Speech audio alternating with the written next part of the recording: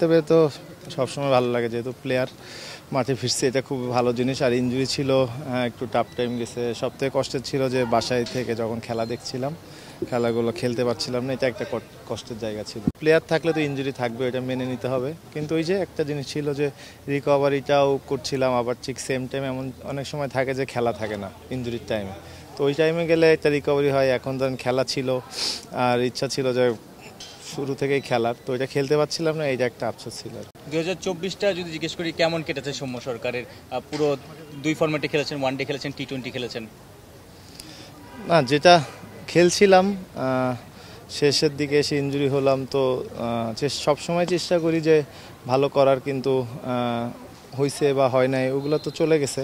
তো নেক্সটেরগুলা, সামনেরগুলা চেষ্টা করব যে যেভাবে শেষ করেছি ওইটা দিয়ে আবার নতুন করে শুরু করা। নিশ্চয়ই হ্যাপি আপনি যে চ্যাম্পিয়ন্স ট্রফির দলে আছেন, তার আগে ফিট হতে পেরেছেন। বিপিএল কয়েকটা ম্যাচ খেলে আপনার ম্যাচ প্র্যাকটিসের ঘাটতিটাও কেটে যাবে নিশ্চয়ই। না, ইনজুরি, হ্যাঁ এটা ঠিক যে খেলতে পারবো, এটা হচ্ছে ভালো দিক। আর তাছাড়া লাস্ট সিরিজে তো ছিলামই, তো আলাদা করে চ্যাম্পিয়ন্স ট্রফিতে নতুন করে ঢুকছে এমন তো কোনো কিছু না, তো এইটাই আর কি।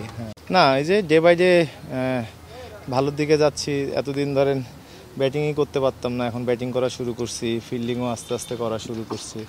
তো অ্যাকচুয়ালি একটু টাইমও বেশি লাগছে, মাঝখানে একটা নতুন যে ভাইরাসটা আসছে করোনা, ওইটাও হয়েছিল, সেই জন্য হয়তো রিকভারি হইতে একটু লেট হয়ে গেছে। স্পেসিফিক এখনও এরকম কোনো ডেট দেয়নি ডক্টর আমারে। তো আজকেও যেহেতু ব্যাটিং করলাম, আজকে রাতে যে কথা বলবো যে আমার কী সিচুয়েশান, তো ওইগুলো ওনাদের সাথে কথা বলে দেন আবার কালকে একটা আপডেট পাবো। এখন যদি একটা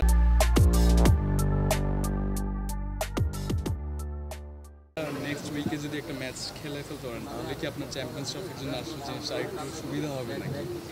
না, ওইরকম কোনো স্পেসিফিক কোনো কিছু নাই, কারণ এখন যেহেতু বিপিএল চলতেছে, ফোকাসটা বিপিএল। কালকে কি হবে এটা তো আমি আজকে বলতে পারবো না ভাই। মনোবল তো সবসময় থাকে খেলার জন্য, কিন্তু অ্যাকচুয়ালি সিচুয়েশানটা তো মাঠের ভিতরে থাকে। আর ওইখানে যেহেতু আমার ইজি কোনো কিছু দিবে না, ফিল্ডিংয়ের সময় বলেন বা ব্যাটিংয়ের সময় দেবেন, ওইখানে সিচুয়েশানটা পুরোটাই আলাদা।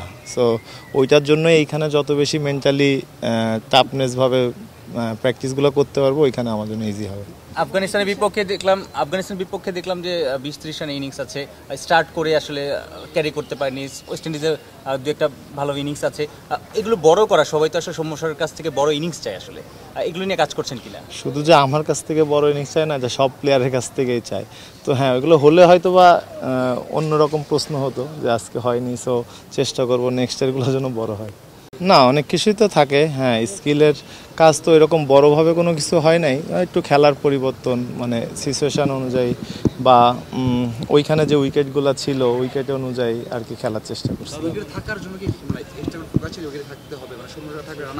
অ্যাকচুয়ালি ওই উইকেটটাও এরকম ছিল না যে অনেক দ্রুত রান করা যায়, সো হ্যাঁ ওভারঅল হ্যাঁ একটু তো চেষ্টা আছেই ভিন্নতা আনার জন্য।